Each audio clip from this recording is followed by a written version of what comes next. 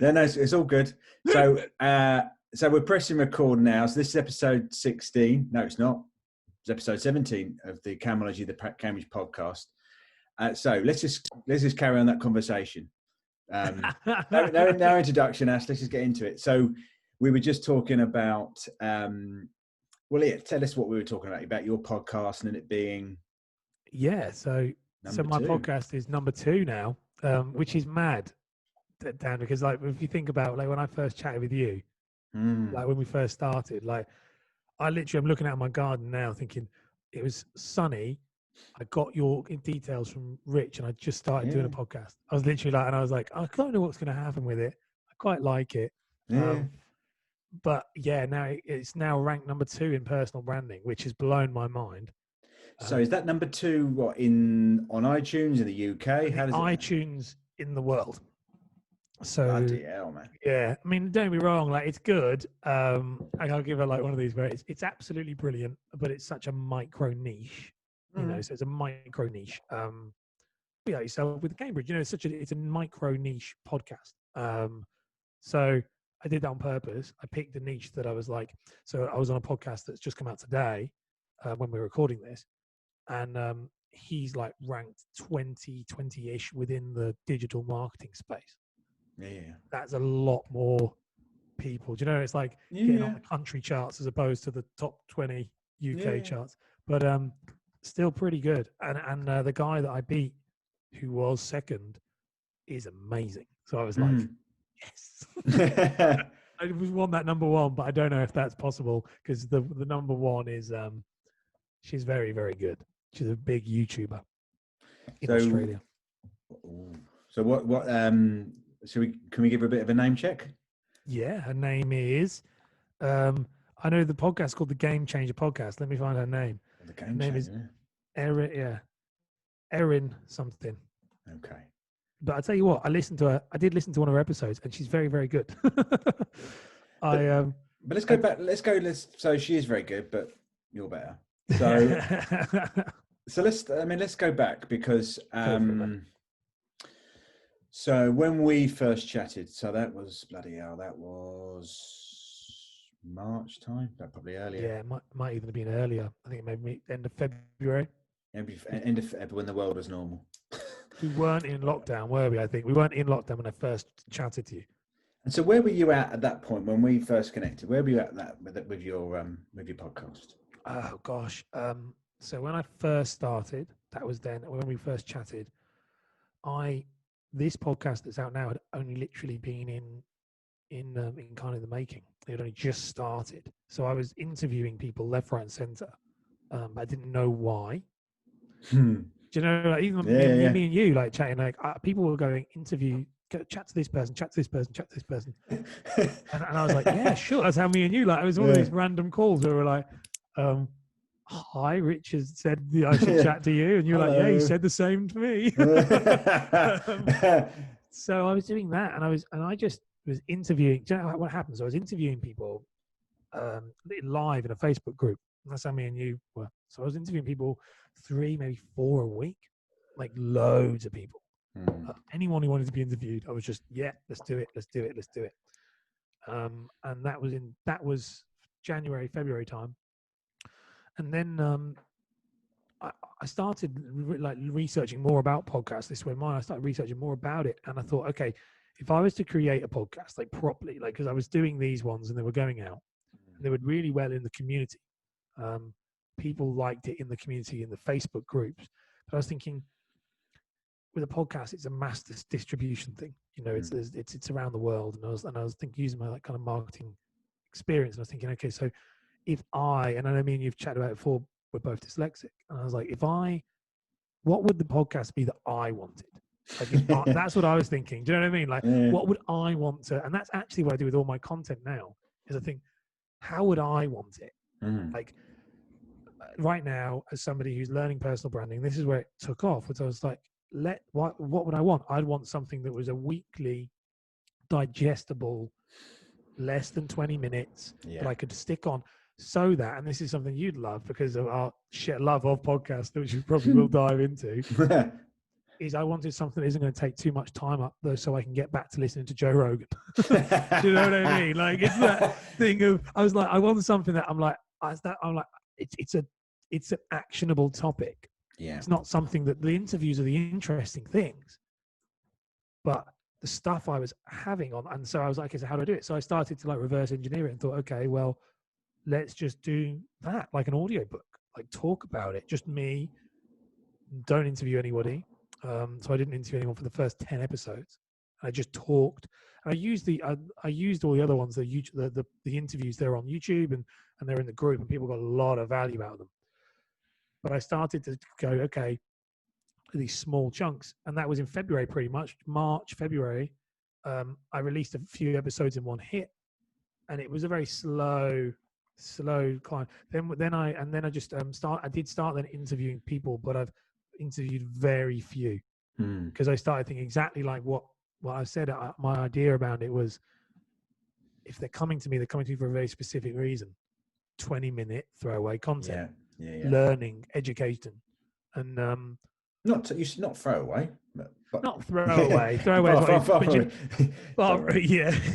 But I was thinking, when you look at it, I was like, and then funny enough, like, so now I'm talking this, I did a since we spoke, I mean, I've done some lecturing on podcasts for Oxford Brookes University. Nice. Because of this, like, and actually I'm holding like a webinar about it next week, funny enough, because what I looked at was, and it's amazing because of Joe Rogan and stuff, I started looking at it thinking, what could it be? Because right now it's just interviews. But like interviews and you get this, your interviews are different because your interviews they're micro niched within a very specific area.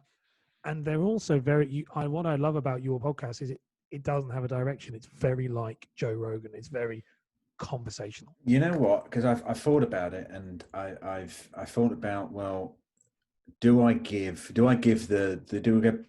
person that I'm interviewing the respect and like research it and research everything about them, everything, go through their LinkedIn history, all the rest of it. Or do I just let it be? Or do I actually go into those conversations knowing a little bit, but actually being truly not ignorant of their subject, but I'm just finding out about it, so I'm learning as well. So yeah, they are free form, and I don't know. The one thing I obviously listen to loads of podcasts, but the one thing is not to be too scripted. I mean, like, bloody hell. You can, you listen to some podcasts and they are like, oh, they've got their 10 questions. And and your answer's quite, like I said, you talk to somebody and their answer's basically like a really thinly veiled sales pitch or, 100%. or infomercial. And I'm like, can I cut my wrist and take the headphones out, So I think you're onto something. You are onto something with it. Like you say, what this is what when I started researching into it, is there are very clear defined kind of style of podcasts. There really are. And nobody, and this is the bane of my life, is nobody gets this. Like on LinkedIn, like if I have one more person reach out to me going, can I be on your podcast? And like, they go, can I be on your podcast? It'd be great. I think I'd be perfect. I'm sure you would. I'm like, yeah, of course. Especially after the rankings, when it was like 3-2, they were going, "Can I go on this? Can I go on this?" And my favorite one is, "Tell me why do you think you'd be perfect for the podcast?" Well, I think I'd be great, to go along with your other guests. And the best bit when I get it, I'm like, you do realize that of the 18 episodes that have been out, there's only been 3 guests. Like, and the guests are not this is the other thing. They're not guests like what me and you are doing. They're specific. So one was a fear strategist.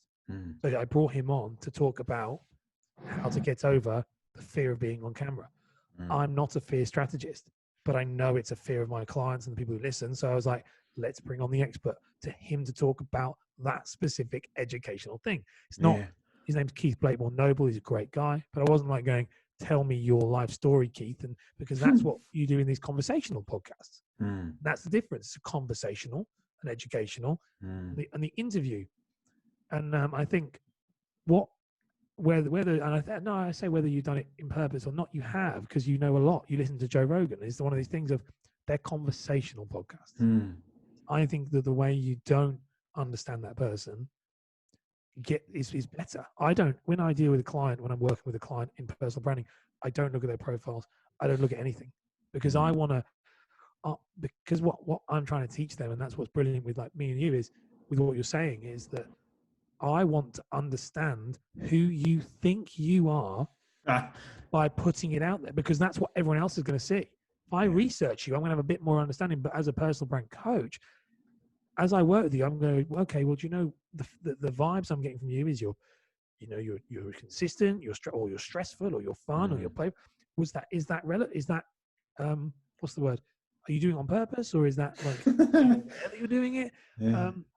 And I think that's really good with podcasts. The thing with Joe Rogan is it's about, then you get to really dive deep into what they really do, as opposed to just, it's a long, I mean, we could talk about it for ages, me and you, but it's one of those where it's very interesting. So let's go back. So I'm just thinking, so personal branding. So for somebody who has no concept of personal branding, and you've said it about 25 million times so far on this podcast, what the bloody hell is personal branding? So somebody who's no concept of it.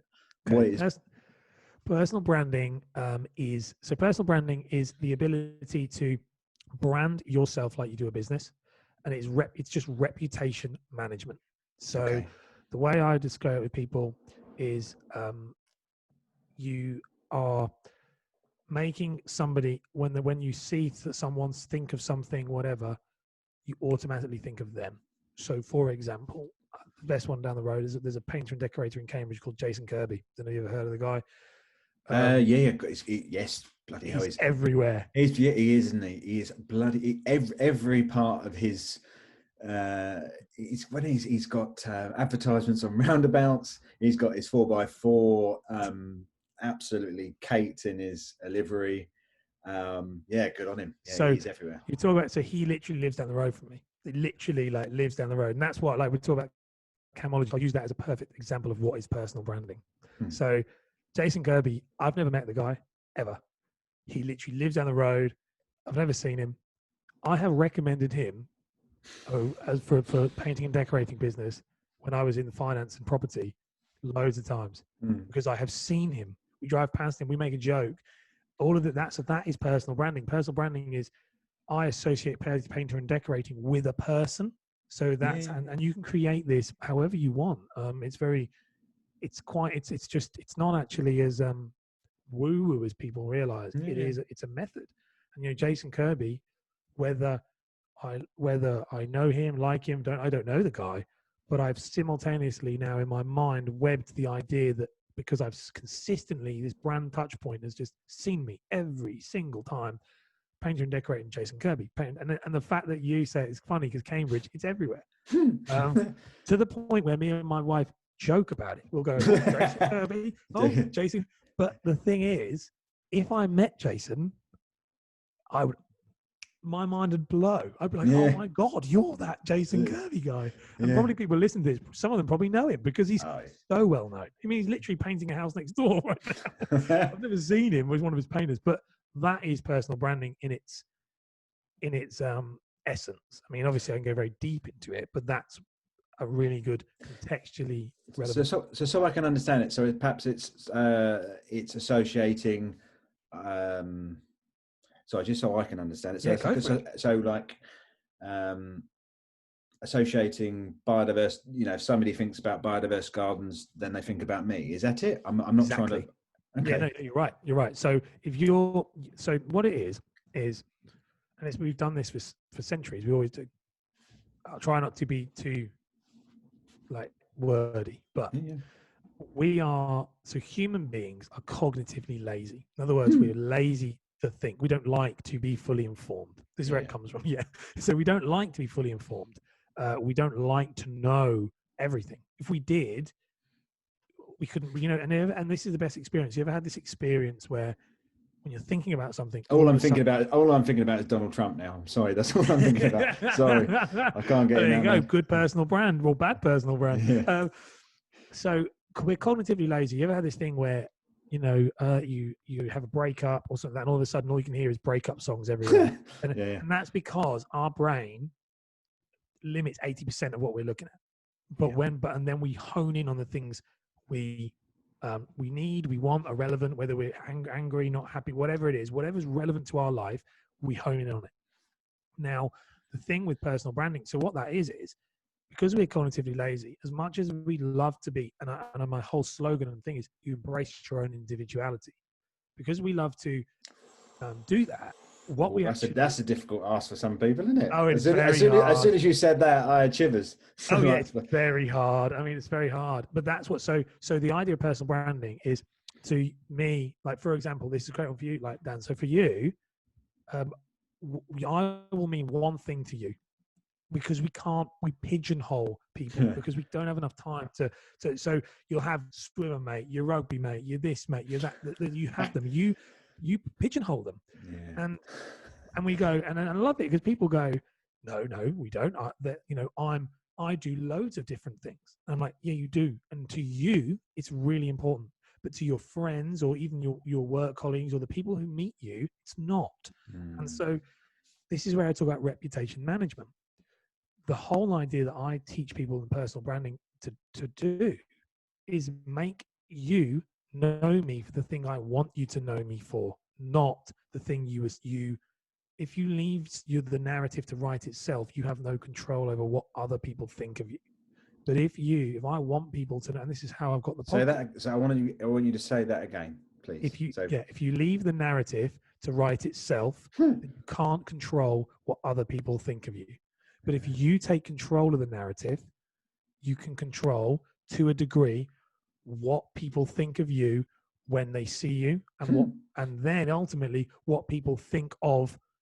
Then people will think of you when they see the thing you associate with. And it takes time, and it's used by social media, by interacting in networking events. But the idea of, if you show up as Biodiverse Gardens every single time, whenever I see you, nothing else, not your family or your kids, not this, not that, only Biodiverse Gardens, over time, my cognitively lazy brain is going to go, Daniel Lee, that. Daniel Lee, that. And then eventually, when I think I need to do, Biodiverse Gardens, I'm going to go, Daniel Lee, Jason Kirby. Do you know what I mean? It's literally that. If Jason Kirby came to me and said, oh, do you know I play in a band? I'd be like, you're a painter and decorator, though. Do you know what I mean? And I know this because I did so many, and I learned this the hard way. I did so many jobs as a kid. I was a professional performer. I've done loads of things. Every single time I tried to do a career shift, it was detrimental because no one saw me that way. When I was a financial advisor, they were like, well, no, but you were the dancer. You were the local, you were the guy. Didn't you live in London and perform? I'm not going to let you do my mortgage. I was like, and so I started to learn and study it. And as I studied it, it got really crazy that it's behavioral economics. We do it, and it's mad. That. So yeah. So I'm just going to write a note: behavioural economics. I'm going to steal that. So when I'm in a conversation, behavioural economics. Oh yeah, very much so. Yeah,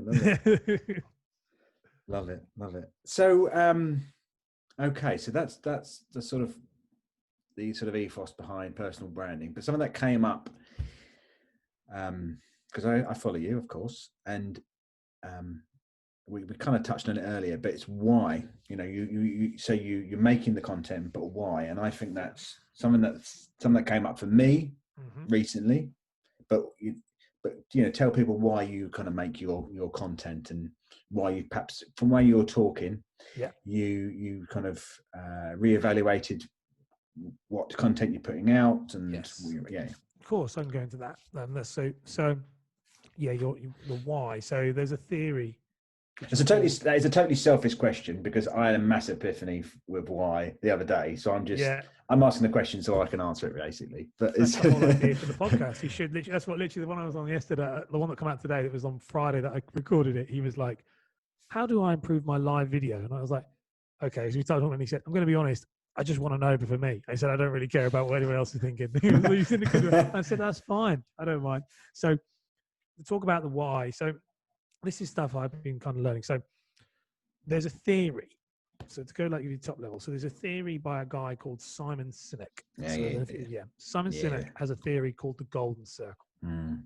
And the golden circle, and I'm not going to be able to quote it exactly right, but the golden circle is a theory that everybody talks about, all organizations, but it's transferable to personal brand, very relevant, because it's a lot easier with personal brand because you don't have to control an organization's thought process, just your own, which is sometimes harder, I guess. So everyone starts with what they do. They also know how they, very rarely do they know why they do it. Okay. Which is the top level. That's the top level of thinking around this. So it's the idea of why do you do what you do? Why do you go to work? Why do you exist? It's very like woo woo.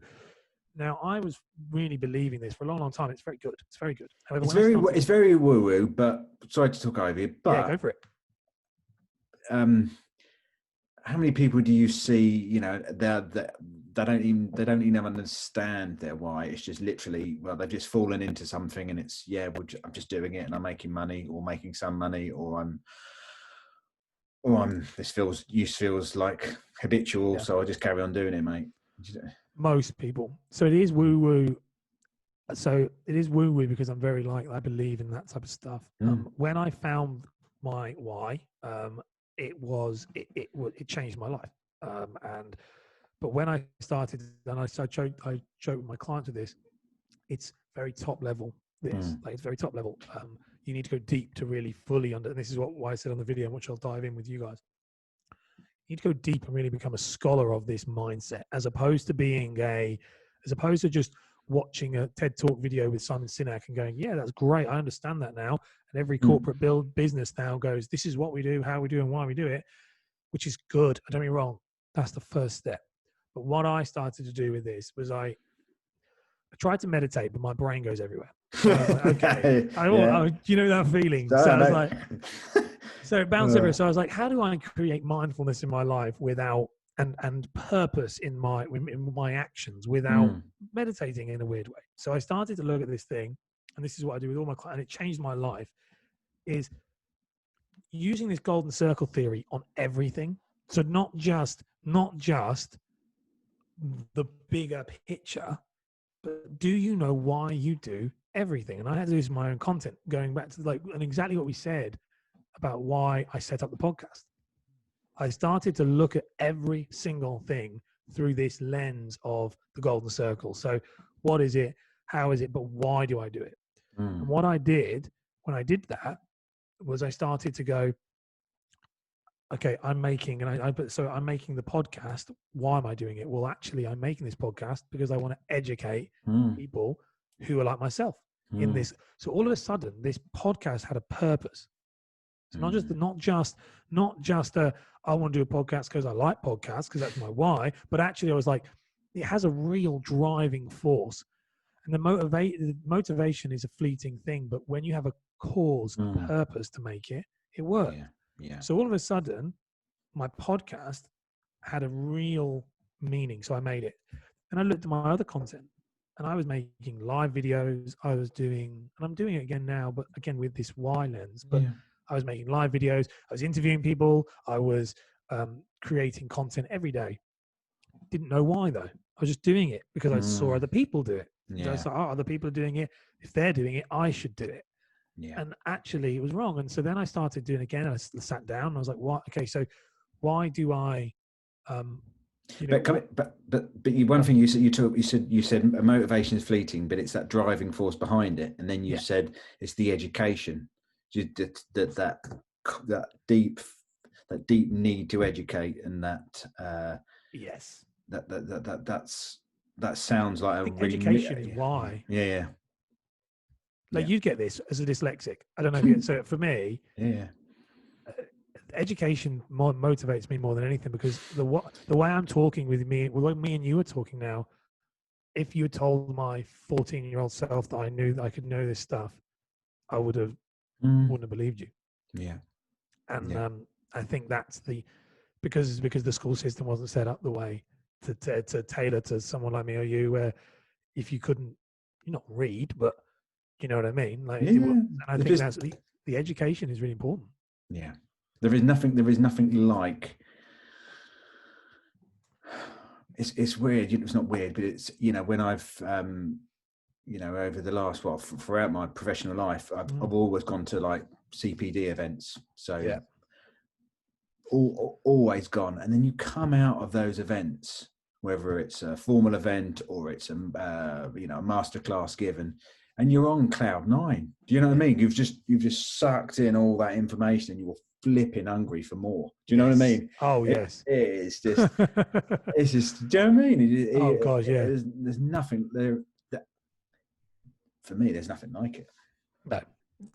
I'm hungry for knowledge. That's the only thing I care about. Like, and not just for myself, for others. Like that's the power of this is to be able to educate them, like to really change that. And that's where you say what the why is. And that's when like I went back to my videos and I changed my videos because and I put this in a video recently, was I love this theory of if you increase your knowledge by 1% every day, you're gone.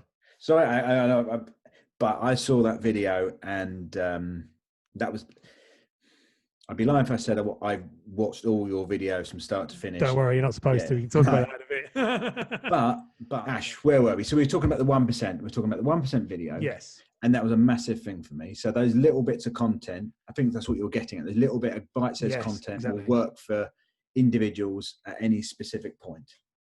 Yes. And that's the thing, like it changed my mind with that. You're right. So the 1% is this theory that, and that video I did, I got really like in depth with numbers, like, cause I was like, do this, you can do this, you can do this. But it's this, I watched it again. It was a Joe Rogan podcast that made me think about this. I can't remember which one it was. And he had a MMA fighter on, and he was talking about how you should train every day. He was like, you train every day. I can't remember which one it was. And he said, consistency is better than intensity. And that's when I was like, oh, okay. And that's what made me think about this. Why do I create content? And I was like, well, this 1% theory, this 1% that if you make yourself 1% better every single day, then you're going to be a 365% better every year, 364, 64, depending on whatever it is. And that when that clarity came in for, okay, so these daily 1-minute tips, because exactly like you said, and I like this, and I'm glad you said this because this has been my bugbear, is I don't expect you to watch all my content. I put, when you say, I'll be honest, I don't watch it all, I don't want you to. And I think, and that was why I did these 1 minutes, was I was like, to have the audacity to think that you're going to take every single day out, time out your day, every day, it's very, very, very hard. And actually, these bite-sized chunks, today's video was 18 seconds. Yet it's doing really well because I have a higher chance of causing more impact on people who are maybe passive consumers by doing that. Whereas most of the time, and that's what I had to look at yourself. And I'd say with any business or anybody who's thinking about this is the content serving your ego or is it actually serving something else? If it's serving your ego, and don't get me wrong, that's not a judge, because 90% of my content when I first started was look at me, look at me, look at me, look at me. It's, I'm so great. I'm so great. And actually, me and you had this, when I first chatted with you, on our interview, I just wanted to show off how much I knew about podcasting. That's all I wanted to do. I was like, chat this. And when we had a chat, me and you had a chat off air, like a couple of weeks later. And I was like, we have so much more in common. Shame we didn't record that. It was a brilliant chat. It's just like bloody hell. 2 hours long. We were chatting for ages. But the thing is, we had so much more in common, and the value was there.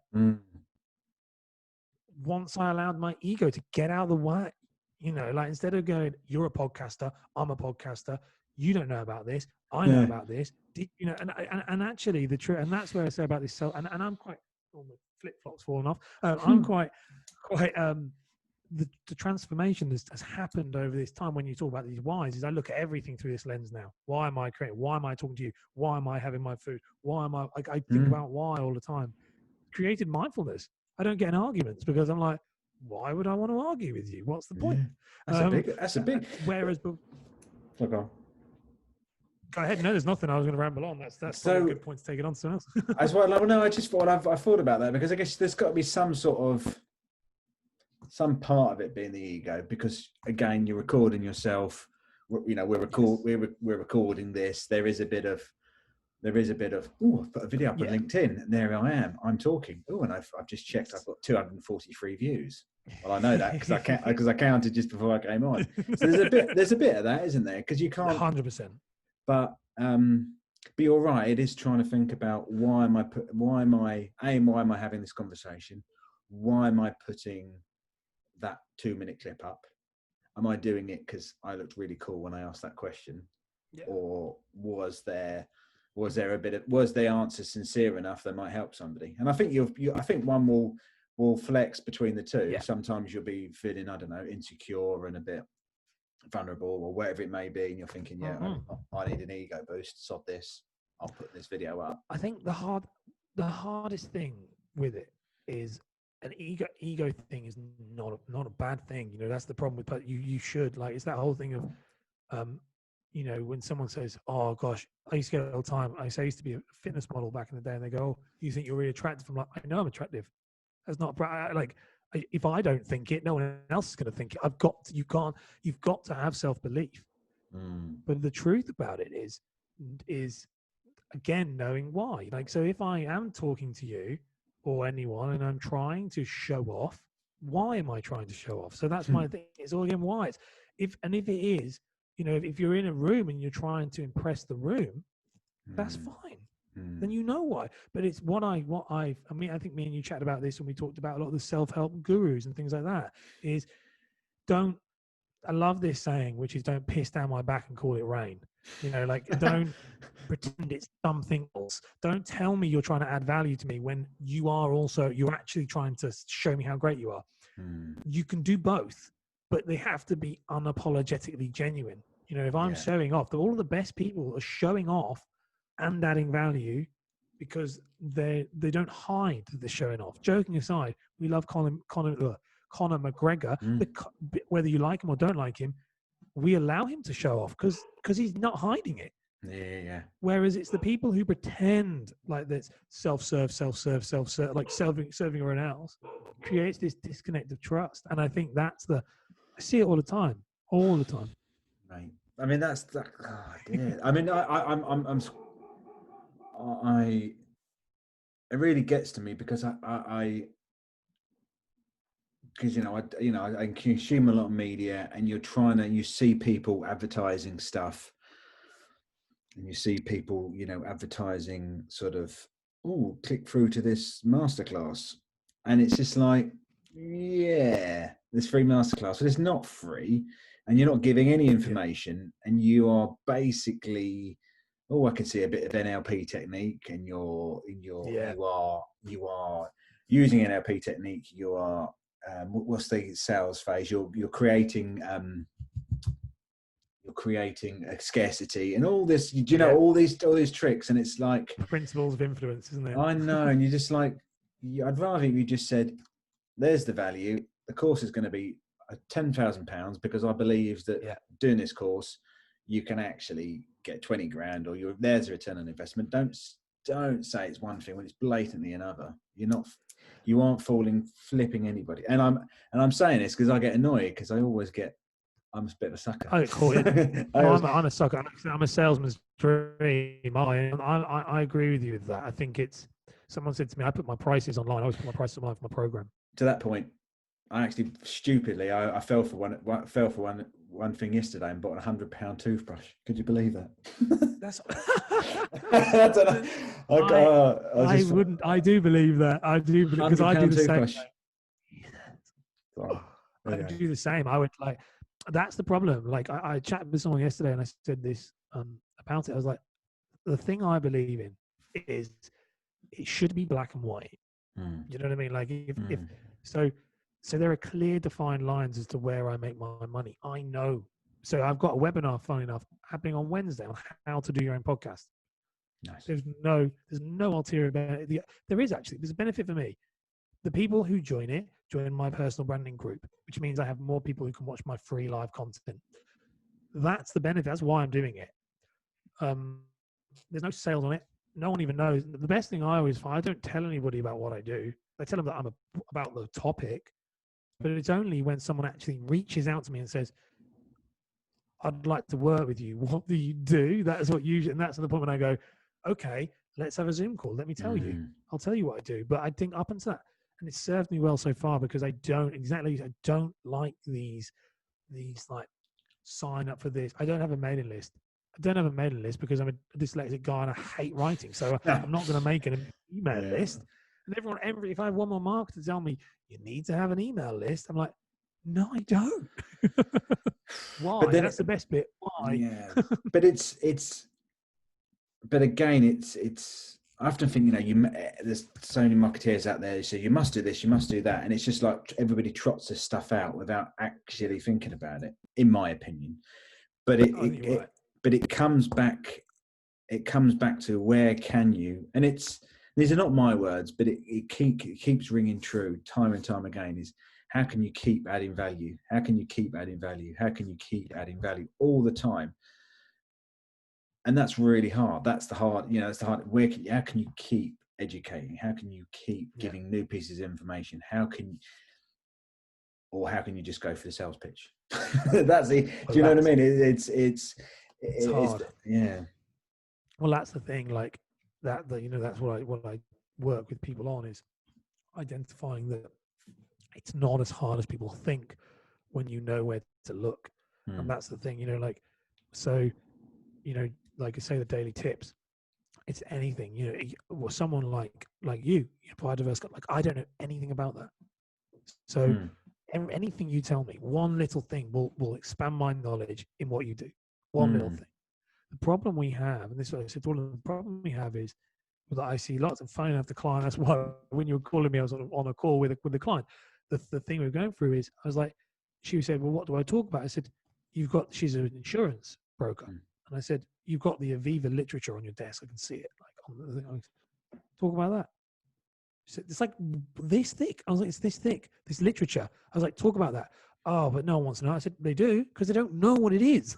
I was like, if you educate them, but don't say, call me. If you said, this is what this means, then all of a sudden, and this is what I do. That is the big block, isn't it? Because that is the big. Find it. Yeah.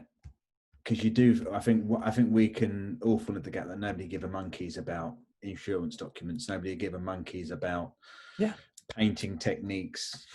I don't know, whatever. But is this the interesting thing? So this is what I learned. Nobody cares until it's in their 20% of their cognitive line. And I just say people all the time. That's why I said to you about listening to my content. I don't care if you're not watching it or not. And that's what I say to you all the time. Brand touch points. I want you to see my face and see that I'm consistently coming up in your feed. That's the first thing. This is what anyone who's trying to do this. Marketers don't like this. They don't like this idea because I'm a brand guy and personal brand. Marketers don't like this because they can't track it. But the truth is, I don't care about you watching it or not. The people, when all I want is I'm in your news feed every single day and you can just scroll past. Oh, there's Ash doing his thing. There's Ash doing his thing. There's Ash doing his. Oh, yeah, cool. But that Saturday, it was in your 20%. So you watched the video.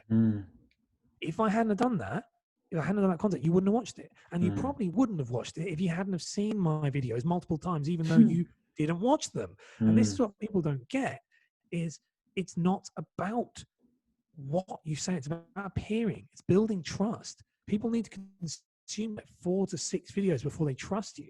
So the truth of all this stuff is it's not what you say. It's just about showing up every day or every 3 times a week or once a week. It doesn't matter, just consistently. And I think the hardest thing I see a lot of people do is they overcomplicate what they're talking about. The best videos that I've ever had when I was a mortgage advisor, for example, was, and I'd be the same with you, would be in like the biodiverse gardens, like I would go in depth into LIBOR rates. I would go in like all this stuff. Yeah. The best video, what is a mortgage? Like, because that's the truth. I'm talking to you about all this theory stuff. I know all this. I can't put that in 1 minute, and you wouldn't watch it. I did one recently about anchoring, which is like a psychology thing. Got like no views.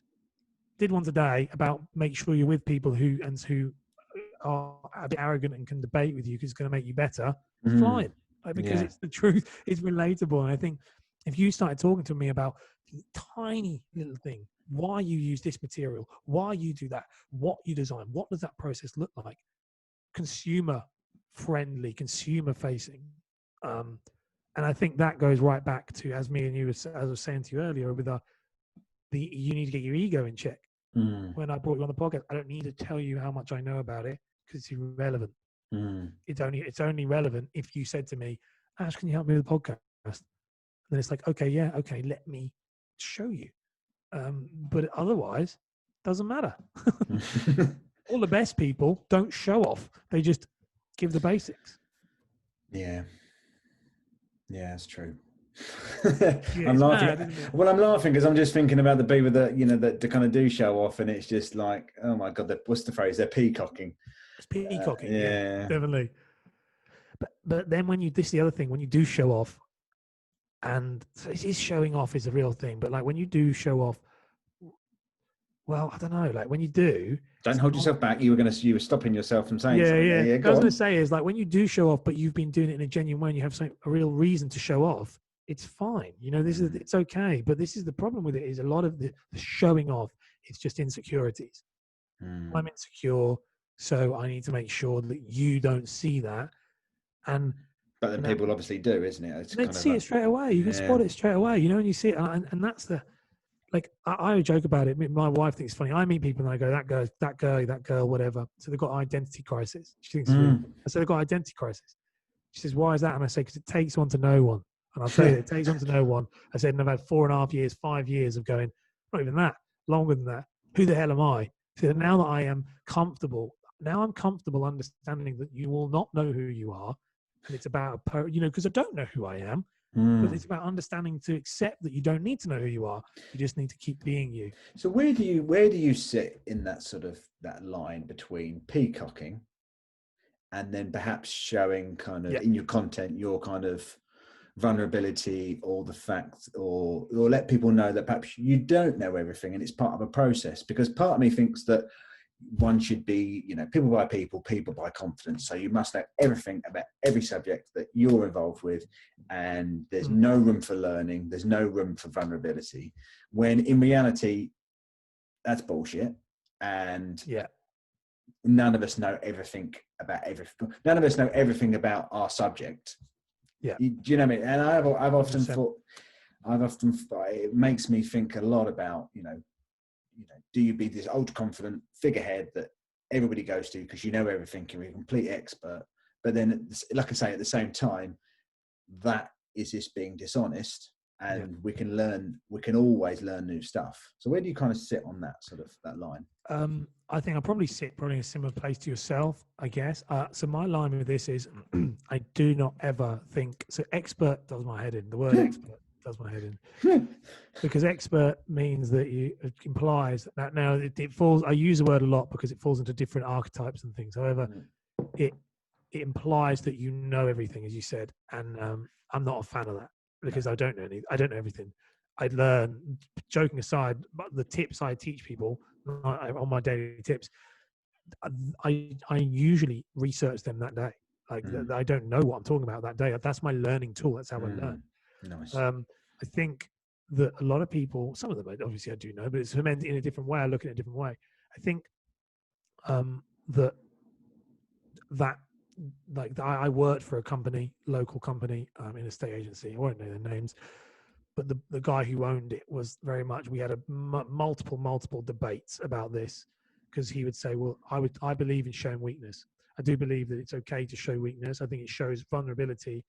Not even I believe it. It's a psychological fact that when you show vulnerability, you win trust.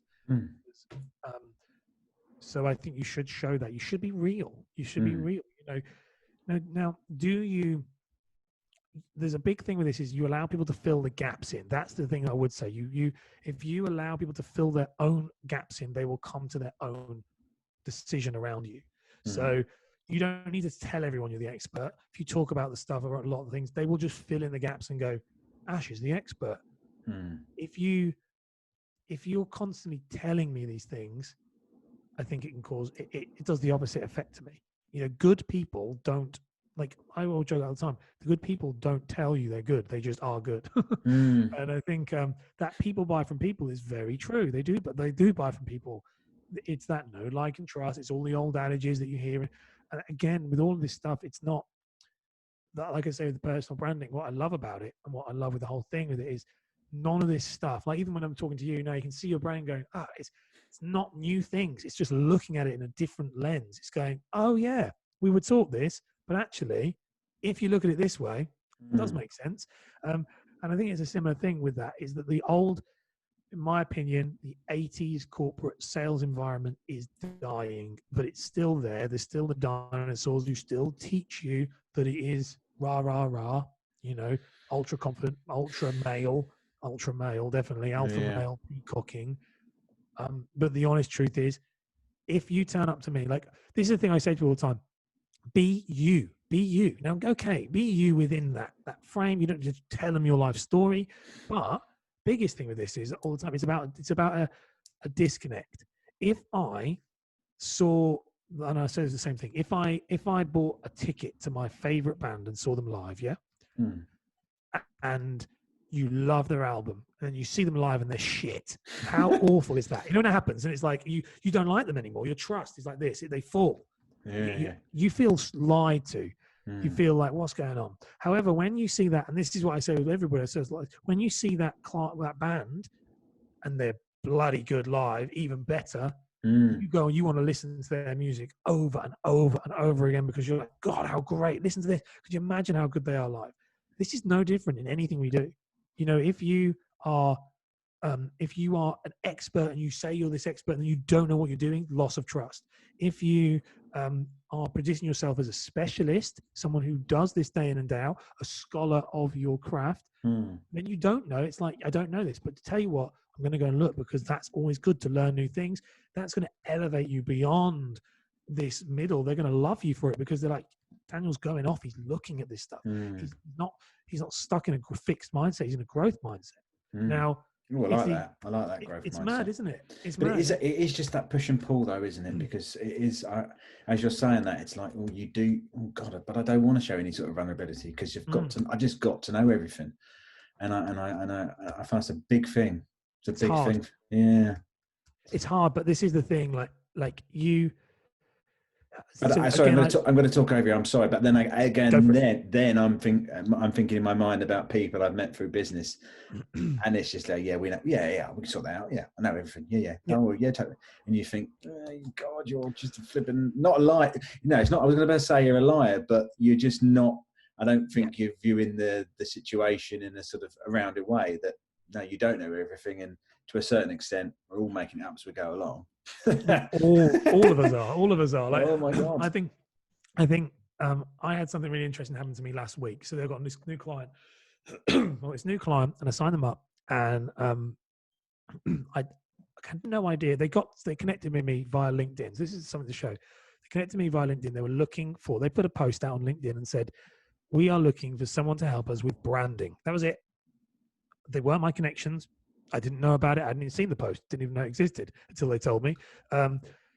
They got hundreds of people reaching out to them. SEO content writing company. They got loads of people reach out to them. Oh, and they said, and this woman, when they signed up for me, I said, can I ask you, why did you do it? And they said, well, we put this post out and we had 20 Zoom calls, 15 Zoom calls with different branding people telling us. And he said, and what they did was they kept asking us, what do we want? She said, they never told us what they did. This is really interesting. I said, they never told us what they did. They just said, what do you want? What is it you want? They said, we didn't trust them. They said, because it made me feel like whatever we said, they were going to say, we do that. We do that. They said, and I was like, oh, and I never thought about this before. And I was like, they said, we just didn't. They said, the guy said, I don't know what I want. Now, I always take this thing from Steve Jobs, and I believe this. And he said, and so then I said, well, how did you find me? And this is where it comes to Steve Jobs. And he said, how did you find me? And they said, well, we actually linked in, typed in branding, and you came up. So they messaged me. So they came to me, not the other way around. And I said, well, why are you using me? They said, you were the first person to listen to about our business. So I listened to their business for 20 minutes. And then you then told us, and I've got this from an old financial advice firm and Steve Jobs thing. You then told us what you do and how you would apply that to our business. Mm. And he said, and it was really refreshing because we didn't know. And I said, well, I take that from a Steve Jobs thing, which is people don't know what they want till you show them what they want. And this is, and it's so true. This adage of that, plus when I was a financial advisor, I was taught by a guy called Andrew Perriman, who owns a firm called Bright Advice. He's very, very successful in the Cambridge area. And he said, you are, as an advisor, just like you. It's the same thing. He said, you're an advisor. You're like a doctor. You don't go to a doctor and they don't go to the doctor. This is the sales versus advice. He's like, you don't go to a doctor and the doctor says, you should be taking this ibuprofen, or no, you should be taking this steroid. And then the patient goes, no, I think I'll just take the ibuprofen. That doesn't happen. The doctor says, this is what you should do. This is my advice. He doesn't ski downhill on his recommendation. He tells you what you should have. And if you decide to either take the medication or not. And I think this is something that lots of old businesses, any business that does this, is be secure in what you offer, know what you offer, show them what you offer, but be willing to change and adapt if you want.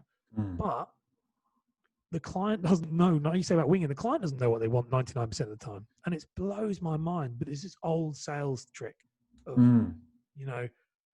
it's mad. It blows me. It blows my mind. But again, it coming back to that education bit, isn't it? You're just educating the client. You're giving that advice, and then one of my clients, I had a guy watch me. He observed me.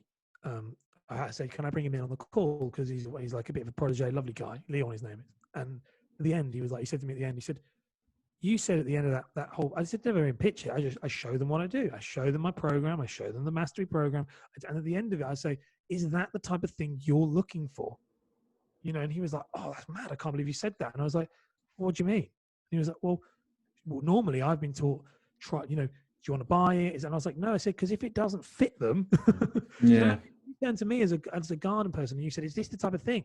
This is because yours is not, yours is niche. It's very niche. If you turn to my house and you're like, this is what I do, and they go, is this the type of thing you're looking for? If it is, and you've been, because especially, and they go, yeah.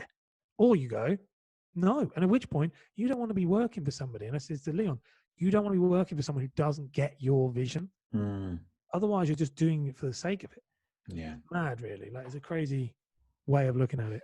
No, I like that. I'm thinking back to, I put up a Facebook ad over the weekend, and it's interesting that, the same photograph, people say, that looks a complete mess. I'd love that. And it's you kind of, it became less of a sort of an advertisement. I thought that's good, great market research about what people, some people just love it, and that they want it. Some people just don't get it, and you can't you shouldn't. You can only appeal to the ones who get it, and that's the other thing. It's subjective. It's opinion. It's opinion based. I said to people, so I have one of my clients said, "What do you think to this?" Whenever I work with them, what do you think to my content? So, what do you think to your content? Someone said to me before, he said, "Do you like my font?" He said, "Do you think my font's right?" I said, "I don't know. What are you trying to get across?" And then at the end of it, he finished the call. He's a good friend of mine. I said, he has orange writing. He has orange colors, and his writing is like a very nice, well, not nice, like a kind of calligraphy type writing. Yeah. And we had the one-to-one session. And I was like working, and he said, "What?" And afterwards, he said, "What do you think?" I said, "I fucking hate it." I said, "I hate orange, and I don't like that writing style." I said, "But you're not trying to talk to me." I said, "So it's my opinion, not factual evidence." I said, "And if you like it, and going right back, why you chose it, that is all that matters." And I think that's the same thing with with like the two pictures. Why do they think it looks a mess? That's more interesting. Why does someone love it? And why do it not? I love it when people do that. Like and the social media stuff is great for that. Like I get it all the time when they all wade in with their opinion on something. But the best way I describe it is wading in their opinion. And I was trying to add one. What is the length of a video? What is the ideal length of a video? I did one. And it caused a lot of controversy. And what is the ideal length? And they were like, I said it should be under 1 minute and I listed the reasons. And I asked people what their thoughts were on it. Now, the problem with a lot of this stuff is people are so emotional. They don't remove emotion from it. So they get very emotional about it. And they were saying stuff. And they weren't answering. They hadn't watched the content. Like I said, people don't watch it, so they hadn't watched it. They just saw the snippet of it and they jumped on board. And the best bit about it was like me saying to you, what hairstyle? This is the type of thing I'd be like, when he goes to you, what hairstyle do you prefer on me? Do you prefer it when I've got long hair or short hair? And then you going, I don't like the color. Yeah. Okay, I respect that. But and you go, yeah, okay, that's cool. I take that on board. But what do you like? What do you think? Long hair? I just don't like the color. Yeah. And I was like watching this all the time, thinking, this is, like say, market research all the time. Like people just go back to the 20%. They just read what they want to read. They see what they want to see. They don't. You're thinking, if that's how blinkered we all are, because I do it. I'll do it. I did a post recently where I commented on yesterday. I had to delete this. I went through and I did the exact same thing. I title scrolled, I read it, I posted. Absolutely brilliant, really relatable. And then the woman commented back and said, "We're really interested to find out how this is relatable, because it was a video on women's fashion in the workplace." And I was like, "Oh shit!" I just saw the title and went, "Oh yeah, great." And then I didn't realize. And then when I read it, I was like, "Oh my god!" And I thought, "How do I get out of it?" So I just deleted it. And I was like, "But we all do it. We're not. I'm not a saint. Like, we all do it." It's not a £100 toothbrush, but it's, Oh mate. Oh my god. £100 toothbrush. What a bloody joke. Glasses on, like. Glasses. Yeah. Oh, I haven't got my They're pair. good though, but they're very yellow, aren't they? Yeah. Oh, I want to join in. I want to join in. Oh, where is my? You got your 3 pairs, have you? What's the link I sent you? Yeah, bear with me. No, I want to. I feel left out. Where are they? We should do the rest of the podcast with our glasses on. All right, bear with me. I know this is a podcast faux pas. I'm going to leave the desk. I'll be back in a minute. Go for it. Not a problem. Just whilst I'm get away. Your glasses. Yeah, I'm not even going to fade this out in the edit. So whilst I'm away, you talk to my listeners. Talk to your listeners. My ego kicked in there. There you go. Talk to his listeners. Yeah, bear with me. Go on. Hello. I hope you're enjoying this podcast. It's been good, actually. I quite like this one because it's very nice to chat, more conversational with you guys, as opposed to every other podcast I do. Like I say, it's very educational, so it's really nice. He's back already. Do you know we look like we're on like the shooting range? We look like we're on a shooting range. There we go. Yeah, there we go. It's when the blue light reflects back. For anyone who's actually listening to this, we're wearing blue light glasses. Everyone who's probably listening to it, not actually watching it, going, "What are they doing?" Well, this will be a good time to. So if you are listening to this, it's a good time to get on YouTube and look at it. And we look absolutely ridiculous. We do. It's the shine back. Have you worn them out yet? If you wear them out, everything looks like it's got like a blue. Yeah, what are they called? Like a police siren. Every car I'm driving, like, oh my god, it's mad. But these are. I tell you what, these are good. Don't they make the world look so much nicer? Though? Like when I put them on, I'm like, wow. It's like looking through an Instagram filter.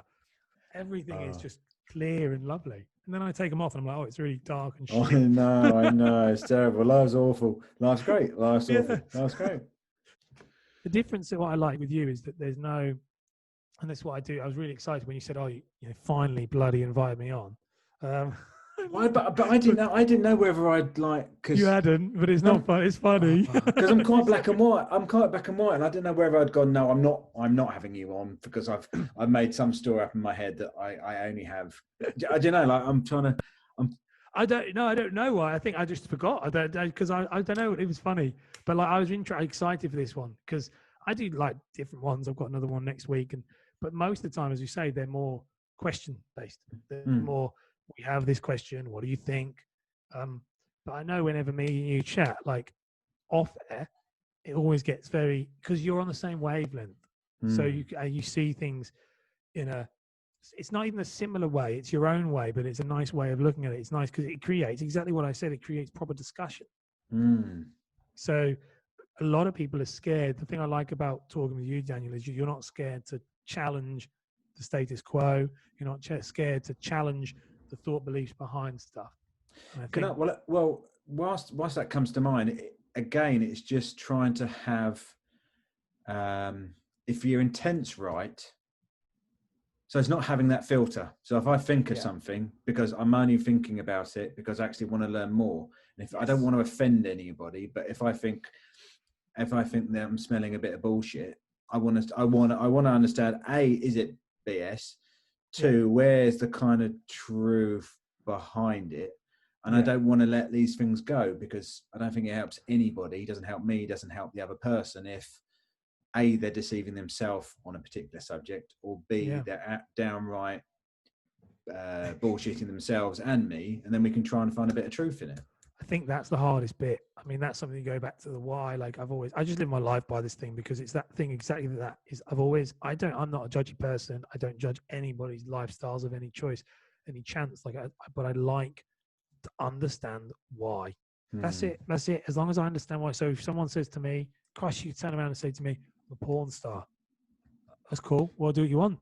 As long as if we're chatting and I'll say, well, why do you do that? Well, because when people they're very judgy. I think people judge from a place of lack of understanding. And I think that's the difference. I think you should challenge those things, but the amount of people that, even down to joking aside, like I talk about these people, I don't get involved in political matters because I don't understand why they're doing it because there's so much fog. So I can't understand why. So I don't get involved. I don't talk about it. I don't say it. I stay away. I control what I can control within my kind of ecosystem. That was one of the biggest. It's one of the biggest posts that was big for me. Is this?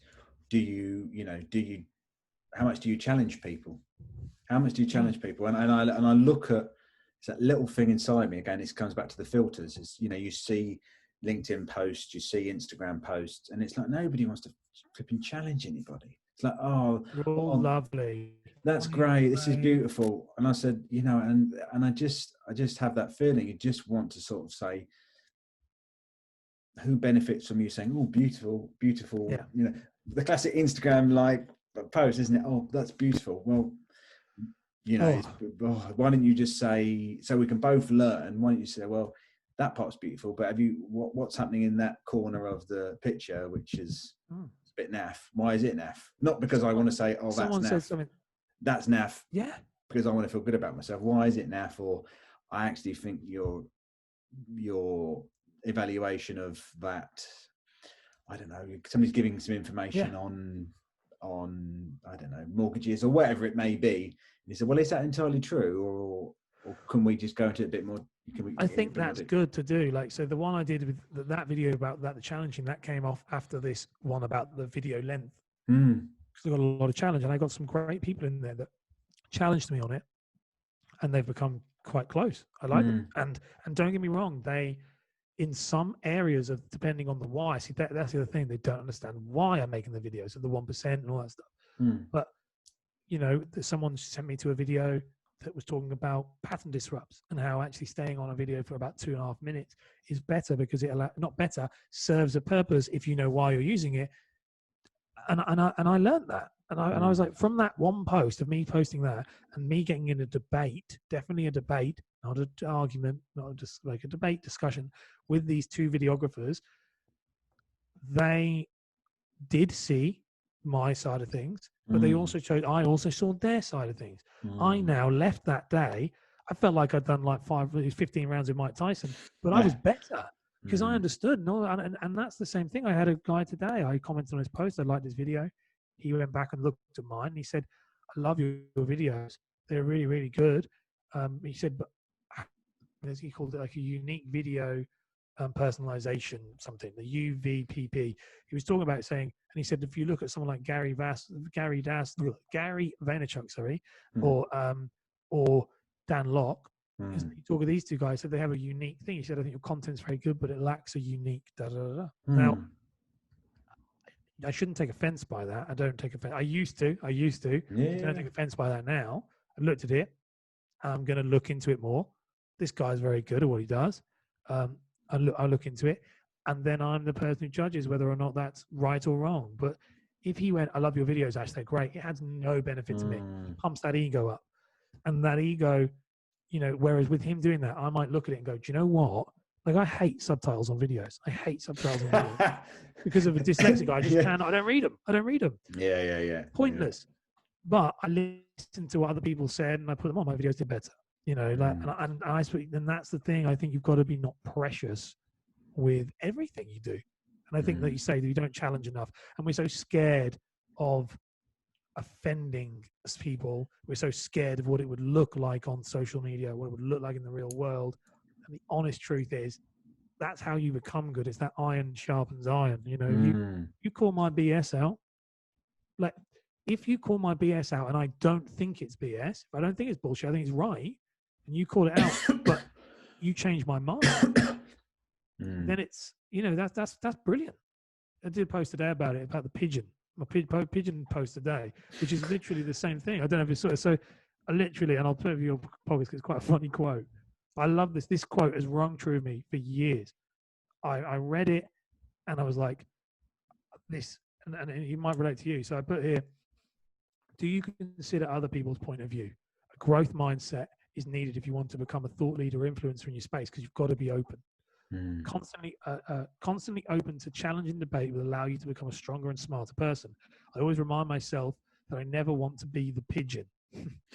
This comes from a quote I read many years ago, which is, arguing with an idiot is like playing chess with a pigeon. It'll just knock over all the pieces, shit on the board, and strut around like it won anyway. Don't be the pigeon. And that's the thing. You don't be the pigeon. Don't be the person. If you're arguing with someone and they beat you, touche. Lick your wounds, but you've learned more. I love it. It's such a great quote. That I love it. I don't know who wrote it, but but it's so true, isn't it? You think about arguing with an idiot, and you're thinking, I can't. I'm not arguing. I can't do anything. There's nothing I can teach you. There's no point. God, that's a biggie. That's a biggie. I'm pausing because again, I feel in the past that you kind of end up arguing with idiots, and then you kind of think, well, am I an idiot for arguing with them? Do you know, am I mixing in the? There's a general comment. Are you mixing in the kind of mixing in the wrong circle? Is that the right thing to say? You got to up your game, so you're mixing with people that are going to challenge you and are a bit more intelligent in a particular field, or they've got 10 years more experience and they can teach. You know what I mean? That's the hardest thing. I don't want to be the most smartest person in the room. That's a scary thing. The reason I know this stuff, my mentors are, the personal branding thing was built for me off the back of the fact that one of my mentors, I've got 3 mentors. One of them is a behavioral economics doctorate. I understand this stuff. He talks about it with me all the time. Another one is a digital marketing genius, had his firm for 10 years. He's amazing. Nice. Yeah, and the other one there is an actor, very successful actor. Now, these 3 people is the byproduct of my knowledge. Nice. If I'd surrounded myself with, which I have a lot of people who look up to me, but if I ever surrounded myself with that, I think I'm the best person in the world. And the truth is, I know this much about those little topics that my one of my mentors, Mark Patachia, the behavioral economics guy, like, he can dissect everything about why we do stuff, how we do it. When you're with him, you're thinking, like, you think you have a choice and you don't. It's like crazy, the stuff that this guy knows. But then he always talks about this. Is amazing when you understand social influence, so which is that behavioral economics, psychology, behavioral science. He said when you understand it, it's like Star Wars and the Force. He said it can be used for good and it can be used for evil.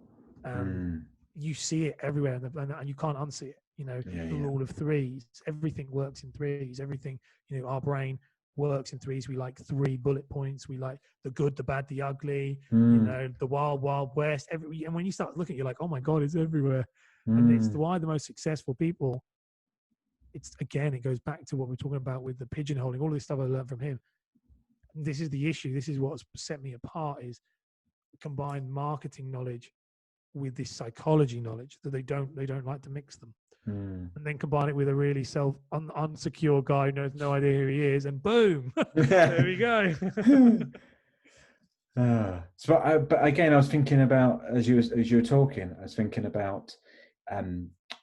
Do you ever follow a guy called Mike Winnett?